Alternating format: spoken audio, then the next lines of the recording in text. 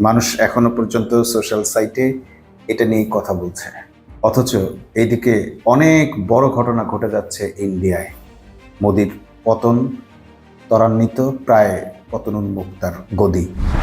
জুলাই আন্দোলন বা জুলাই সনদ বাস্তবায়নের জন্য যে বিভাগীয় সমাবেশ করলো, যে আন্দোলন করলো, যে কঠোর কর্মসূচি দেওয়ার কথা ছিল, যে বাগাড়ম্বর ছিল, সেটি কিন্তু আউট অফ ফোকাস হয়ে গেছে। এই যে জনগণের ফোকাসকে ভিন্ন দিকে নেওয়ার জন্য কাজী নজরুল ইসলামের একটি ভিডিও ভাইরাল করা হলো, এই কৌশলটা এখনো অনেকেরই বোঝার বাকি আছে। সরকার চাইলে সেই বিরোধী দলের বিরুদ্ধে এমন অনেক কিছুই স্থাপন করতে পারে, তুলে ধরতে পারে, তারা এটাকে ঢাল হিসেবে ব্যবহার করতে পারে। ঠিক এই কাজগুলোই করেছে শেখ হাসিনা সরকার। যে কোনো দলের, যে কোনো দেশের রাজনৈতিক দলগুলোকে এভাবেই ডিজিএফআই মানে তাদের দেশের গোয়েন্দা বিভাগ কিংবা ভিন্ন রাষ্ট্রের গোয়েন্দা সংস্থাগুলো নিয়ন্ত্রণ করে থাকে। ভারতের অনেক সেনা কর্মকর্তা হানি ট্র্যাপে পড়ে গেছেন, এমনকি পাকিস্তানের সেনাবাহিনীর কেউ কেউ হানি ট্র্যাপে পড়ে গেছেন, এমন খবর আমরা দেখি। এটা শুধু পাকিস্তান কিংবা ভারত নয়, দেশের বিভিন্ন অঞ্চলে, বিশেষ করে আমেরিকায় প্রেসিডেন্টের ঘটনা থেকে আমরা দেখলাম যে শাসকেরা আসলে কি কি করত, কত নোংরামি করতো এবং কত ভয়ঙ্কর নোংরামি করত। এই যে মানুষকে এইভাবে কবজা করে ব্ল্যাকমেইল করে তাকে দিয়ে তার ইচ্ছার বিরুদ্ধে অন্য বড় ধরনের অপরাধে জড়িয়ে ফেলা, এই ব্ল্যাকমেলাররা কিন্তু সে কাজটাই করে থাকে। গাজী নজরুল ইসলামের সেই ভাইরাল ভিডিওর আলাপ এখনো থামেনি। মানুষ এখনো পর্যন্ত সোশ্যাল সাইটে এটা নিয়ে কথা বলছে, অথচ এইদিকে অনেক বড় ঘটনা ঘটে যাচ্ছে ইন্ডিয়ায়। মোদির পতন ত্বরান্বিত, প্রায় পতনোন্মুক্তার গদি। আর অন্যদিকে আরো একটি বিষয় খুব চোখে পড়ার মতো, সেটি হচ্ছে যে জামাত ইসলামের জুলাই আন্দোলন বা জুলাই সনদ বাস্তবায়নের জন্য যে বিভাগীয় সমাবেশ করলো, যে আন্দোলন করলো, যে কঠোর কর্মসূচি দেওয়ার কথা ছিল, যে বাগাড়ম্বর ছিল, সেটি কিন্তু আউট অফ ফোকাস হয়ে গেছে।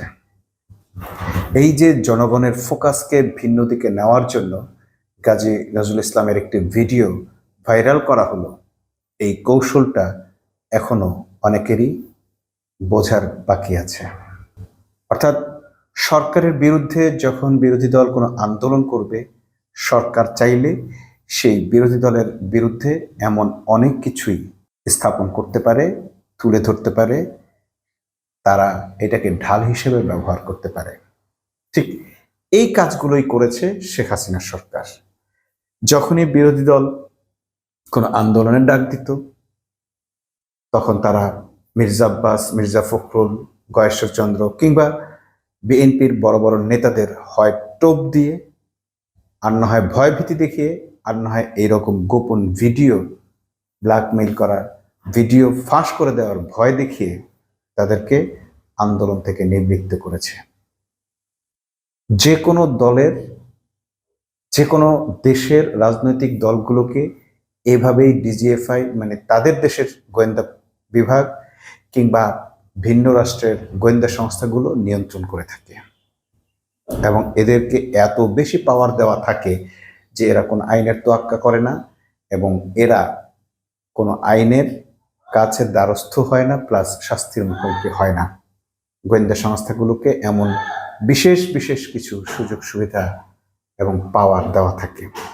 বিশেষ করে ভিনদেশি গোয়েন্দা সংস্থারা যখন কাজ করে, তাদেরকে সেই দেশ এমনভাবে ট্রেন করে, তারা চাইলে যে কোনো দেশের, যে কোনো দেশের, যে কোনো দলের, যে কোনো বড় মানুষকে তারা তাদের ট্র্যাপে ফেলতে পারে। বেশ কিছুদিন থেকে আমরা কিছু সংবাদ দেখি, যেমন ভারতের অনেক সেনা কর্মকর্তা হানি ট্র্যাপে পড়ে গেছেন, এমনকি পাকিস্তানের সেনাবাহিনীর কেউ কেউ হানি ট্র্যাপে পড়ে গেছেন, এমন খবর আমরা দেখি। এটা শুধু পাকিস্তান কিংবা ভারত নয়, দেশের বিভিন্ন অঞ্চলে, বিশেষ করে আমেরিকায় প্রেসিডেন্টের ঘটনা থেকে আমরা দেখলাম যে শাসকেরা আসলে কি কি করত, কত নোংরামি করতো এবং কত ভয়ঙ্কর নোংরামি করত। এরকম ইসরায়েলের হাতে, ইহুদিদের হাতে, ভারত মানে আমেরিকার শাসকদের বা যারা আমেরিকার রাজনীতি নিয়ন্ত্রণ করেন, আমেরিকার যুদ্ধনীতি নিয়ন্ত্রণ করেন, তাদের হাতেও এই ধরনের উপাত্ত আছে, এলিমেন্ট আছে, এরকম ভিডিও আছে বা এরকম তথ্য আছে, যে তথ্য ফাঁস করার মধ্য দিয়ে তারা এই দেশের, সেই দেশের শক্তিশালী বাহিনীগুলোকে কিংবা শক্তিশালী রাজনৈতিক ব্যক্তিদেরকে যে কোনো মুহূর্তে ফেলে দিতে পারেন। এখন প্রশ্ন হচ্ছে যে এই যে রাষ্ট্রব্যাপী বা বিশ্বের বিভিন্ন জায়গায় এই যে গোয়েন্দা তৎপরতা, ট্র্যাপিং, ফাঁদে ফেলা, টোপ দেওয়া, এইটা আসলে কিভাবে নিয়ন্ত্রণ হবে? এই নিয়ন্ত্রণের আগে যেটা ভাবা উচিত সেটা হচ্ছে যে এইগুলো দিয়ে একটা বড় ধরনের যুদ্ধের চেয়েও বড় ক্ষতি কিন্তু করে ফেলা সম্ভব। মনে করেন গাজী নজরুল ইসলামের যে ভিডিও তারা ফাঁস করেছে, এই ব্ল্যাকমেলাররা যদি গাজী সাহেবের কাছে অফার করত যে আপনি আপনার দলের আমিরকে হত্যা করবেন কিংবা তাকে আপনার মতোই কোনো নারীর ফাঁদে ফেলবেন কিংবা আপনার দলের গোপন কোনো তথ্য আমাদেরকে দেন, আপনার রোকনদের তালিকা আমাকে দেন, আপনার জেলার যারা কাজ করে, জেলার যে দায়িত্বশীল আছে তাদের তথ্য আমাদেরকে দেন, অর্থাৎ সংগঠনের, কিংবা আপনি আপনার সাতক্ষীরা আসনের 4 আসনের সাতক্ষীরার অমুক জায়গায় ভারতকে এই সুযোগ সুবিধাটা দেন, বা আপনি প্রতি মাসে আমাদেরকে সংগঠনের ইয়ানত থেকে কিংবা রাষ্ট্রের কোষাগার থেকে এত টাকা চাঁদা দিবেন। এমন লোক আছে যারা হয়তো এইসব অফারে রাজি হয়ে যেত বা বলতো যে ঠিক আছে, আমার তো আর কিছু করার নাই। এমন লোক আছে যারা হয়তো ঠিক এইভাবেই ব্ল্যাকমেইলের শিকার হয়ে তার দলের ক্ষতি করে যাচ্ছে, দেশের ক্ষতি করে যাচ্ছে, নিজের ক্ষতি করে যাচ্ছে, কিন্তু শুধু জনসমাজে তার যে লাইট চেহারা, যে সুন্দর চেহারা আছে, জনসমাজে অপমান হওয়ার ভয়ে সে হয়তো এইভাবে প্রতিনিয়ত ব্ল্যাকমেইলিং এর শিকার হয়ে যাচ্ছে। ঠিক আমেরিকার প্রেসিডেন্ট থেকে শুরু করে আমেরিকার রাজন্যবর্গ ইহুদিদের কাছে এইরকম ব্ল্যাকমেইলের শিকার হয়ে দেখা যাচ্ছে যে ইরানের সঙ্গে তারা যুদ্ধ করতে না চেয়েও যুদ্ধ করতে হচ্ছে, কিংবা অন্য কোনো দেশের প্রতি তারা কোনো ব্যবস্থা নেওয়ার পরিকল্পনা না করা সত্ত্বেও ইহুদিদের হাতে চাবি হয়ে ঘুরছে। মূলত এই সফিস্টিকেট জিনিসগুলো, স্পর্শকাতর জিনিসগুলোকে ওরা জোগাড় করে একজন ব্যক্তিকে দিয়ে অনেক বড় ধরনের ফায়দা নিতে পারে। এই দিক থেকে যদি আমি বিবেচনা করি, গাজী নজরুল ইসলামের এই ভিডিও ফাঁস হওয়াটা দেশের জন্য, সংগঠনের জন্য একটা বড় নিয়ামত, রহমতে পরিণত হয়েছে। কারণ এখন আর ব্ল্যাকমেলাররা এই লোককে দিয়ে আর কোনো ক্ষতি করাতে পারবে না।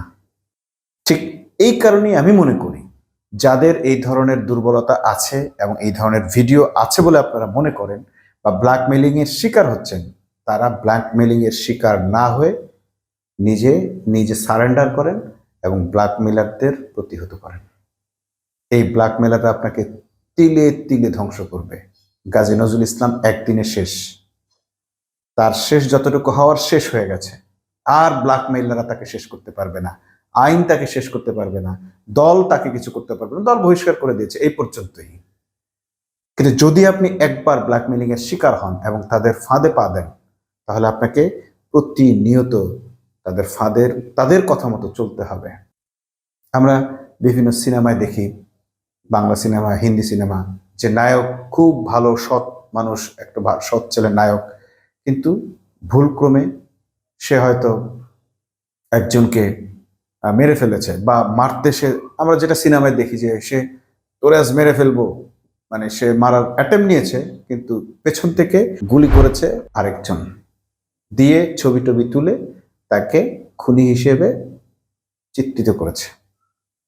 এরপর কি করছে, সে এটা নায়ককে দেখাচ্ছে যে এই যে তুমি অমুকরে খুন করছো, এখন আমার কথা মতো চলো, অমুকরে খুন করো, তমুকরে খুন করো, এটা করো, ওইটা করো, ড্রাগ স্মাগলিং করো, না হলে তোমাকে পুলিশে ধরাই দিব, তোমার জীবন এখন আমার হাতের মুঠোয়। তো এই যে মানুষকে এইভাবে কবজা করে ব্ল্যাকমেইল করে তাকে দিয়ে তার ইচ্ছার বিরুদ্ধে অন্য বড় ধরনের অপরাধে জড়িয়ে ফেলা, এই ব্ল্যাকমেলাররা কিন্তু সে কাজটাই করে থাকে।